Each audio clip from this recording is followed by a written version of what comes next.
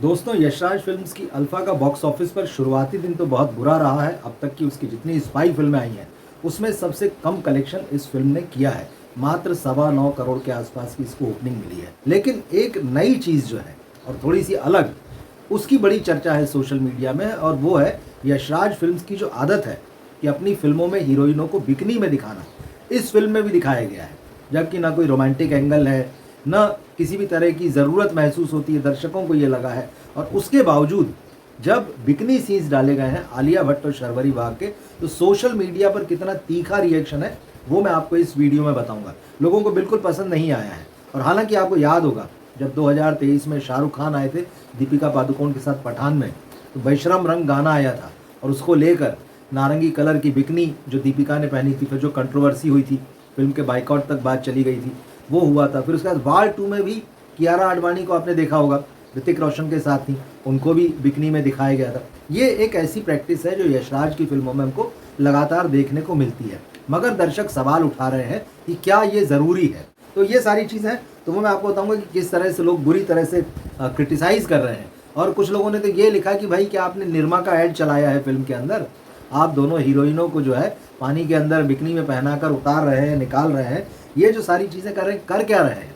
और बिकनी के जो सीन है वो, जैसे कि आजकल होता है, लोग थिएटर में जाते हैं तो अपने फ़ोन में रिकॉर्ड कर लेते हैं और उसके बाद में सोशल मीडिया में डाल देते हैं। तो कल ये देखने में आया कि जब लोगों ने सीन डाले तो यशराज की तरफ से उनको हटवाया भी गया है। तो बहुत सारी जगहों पर जहाँ जहाँ ये सीन डाले थे हट चुके हैं, लेकिन जो फिल्म के स्टिल्स हैं जो बिकनी वाले, वो आपको ज़रूर देखने को मिलेंगे। तो फिल्म में एक्स पर जो तमाम फ़ोटो आपको दोनों एक्ट्रेसेस के नज़र आएंगे। और लोग ये पूछ रहे हैं कि ये यशराज फिल्म्स का क्या ऑब्सेशन है। यशराज के जो सर्वे सर्वा हैं आदित्य चोपड़ा, उनका क्या ऑब्सेशन है बिकनी को लेकर। हरकत इनकी जो है बंद नहीं हो रही। बहुत सारे लोग खुलकर इस बात का विरोध कर रहे हैं और कह रहे हैं कि भाई इन्होंने कंपलसरी बना दिया है। तो लोग कह रहे हैं कि भाई जैसे स्कूलों में यूनिफॉर्म होती वैसे आपने यशराज की फिल्म में बिकनी को कंपलसरी बना दिया। क्या वो कोई यूनिफॉर्म है? और ये भी सवाल उठ रहे हैं कि जब आप स्पाई फिल्म बनाते हैं, जब आप उसमें देश की बात कर रहे हैं, देश प्रेम की बात कर रहे हैं, तो क्या वहाँ पर स्पाई मूवी में इस तरह के सीन होना चाहिए? ये एक बड़ा सवाल है। और कुछ लोगों ने तो ये भी लिखा है कि भाई जब आप आलिया भट्ट और शर्वरी बाग को फीमेल सेंट्रिक फिल्म बना रहे हैं और दोनों को तमाम फ्रेम्स में साथ में दिखा रहे हैं, तो उनका कहना है कि जब बिकनी सीन आता है तो ऐसा लगता है कि कोई लेस्बियन कपल बिकनी में हनीमून एंजॉय कर रहा है। अब देखिए, लोगों का रिव्यू है, लोगों का ओपिनियन है कि लोग उस फिल्म में जो सीन दिखाया गया है उसको किस तरह से देख रहे हैं। अब कई लोग कह रहे हैं कि भाई लोगों ने न टीज़र में और न ही ट्रेलर में इस तरह का कोई सीन दिखाया था, न ऐसी कोई झलक दिखाई थी, तो लग रहा था कि शायद ऐसा नहीं होगा। मगर कई लोगों का ये कहना है कि भाई यशराज की आदत जो है हमको बहुत अच्छे से पता है, और इसीलिए भले इन्होंने ट्रेलर टीज़र में बिकनी सीन्स नहीं दिखाए, लेकिन हमें पूरा भरोसा था कि जब वो फिल्म आएगी तो ज़रूर इस तरह के सीन जो हैं वो फिल्म में रखे जाएंगे। तो उन्होंने कहा कि अब आप दर्शक को धोखा नहीं दे सकते कि हम टीज़र में नहीं दिखा रहे हैं, ट्रेलर में नहीं दिखा रहे हैं तो लोग इसको फैमिली फिल्म मान लेंगे, देखने चले आएंगे। पहले दिन की ऑक्यूपेंसी बता रही है कि दर्शक जो है कितना कम पहुँचे थिएटर में। कलेक्शन जो है वो बता रहा है सिर्फ 9 करोड़ रुपए, जो यशराज फिल्मों की जो स्पाई सीरीज़ है उसका सबसे कम कलेक्शन है। और कई लोगों ने तो इस मामले को आर्मी और स्पाई जो एजेंट्स होते हैं उनसे भी जोड़ दिया है। उन्होंने कहा कि आप इंडिया की फीमेल एजेंट्स को, स्पाई एजेंट्स को बिकनी में दिखा रहे हैं। और उन्होंने ये भी सवाल किया कि आदित्य चोपड़ा ऐसा कैसे कर सकते हैं, इंडियन रॉ एजेंट्स को बिकनी क्वीन जैसे कैसे दिखा सकते हैं। और बहुत लोग ये कह रहे हैं कि जब आप इस तरह का कंटेंट बनाएंगे, आपकी फिल्म कमज़ोर है और उसमें आप बिकनी सीन वगैरह ये सब डालेंगे और ये सब बना के आप धुरंधर से टक्कर लेंगे। आप याद कीजिए, धुरंधर जो है भले ही उसमें बहुत सारा वायलेंस रहा हो, बहुत रफ लैंग्वेज रही हो, लेकिन इस तरह का कोई काम उस फिल्म में आपको देखने नहीं मिलता है। हीरोइन बिकनी में हो या किसी तरह के सीन्स हो, बिल्कुल नहीं।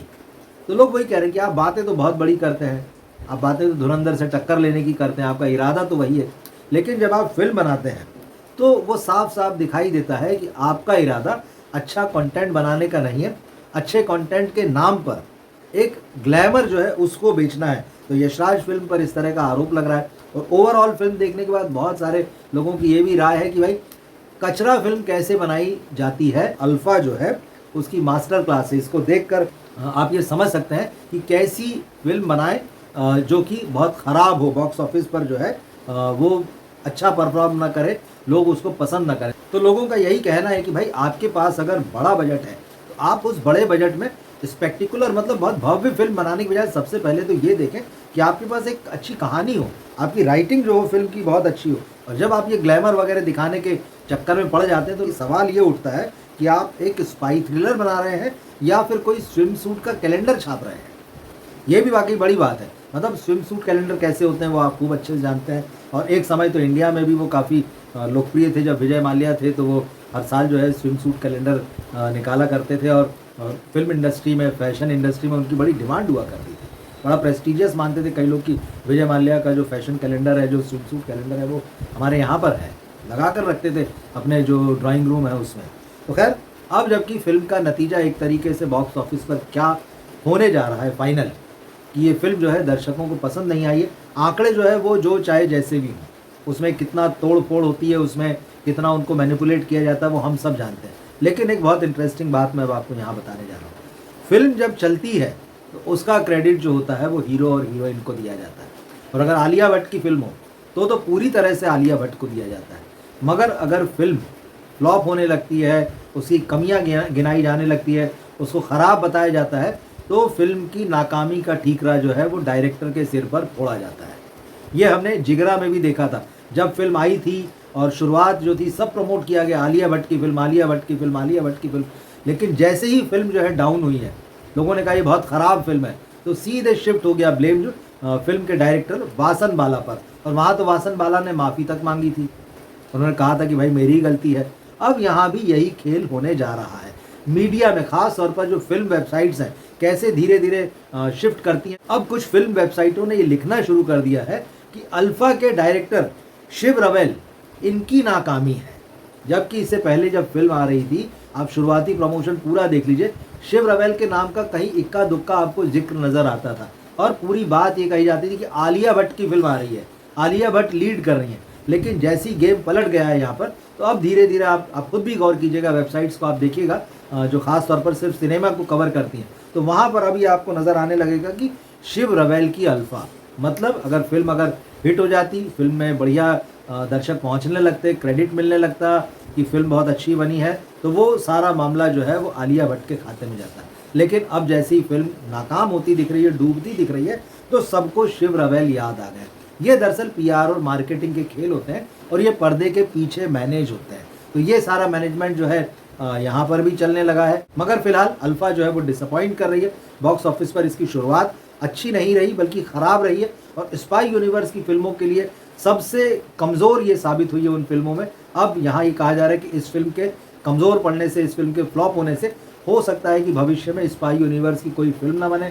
सलमान खान, ऋतिक रोशन, शाहरुख खान जैसे जो दिग्गज स्टार हैं, आप कह सकते हैं उनकी भी स्पाई यूनिवर्स की दुकान जो है वो अल्फा ने बंद कर दी है। फिर ये जो रिपोर्ट्स आ रही हैं उनको लेकर आप क्या सोचते हैं? आलिया भट्ट जिस फिल्म को लीड कर रही है, क्या आप उसको देखने जाएंगे? कमेंट बॉक्स में लिखकर ज़रूर बताइएगा।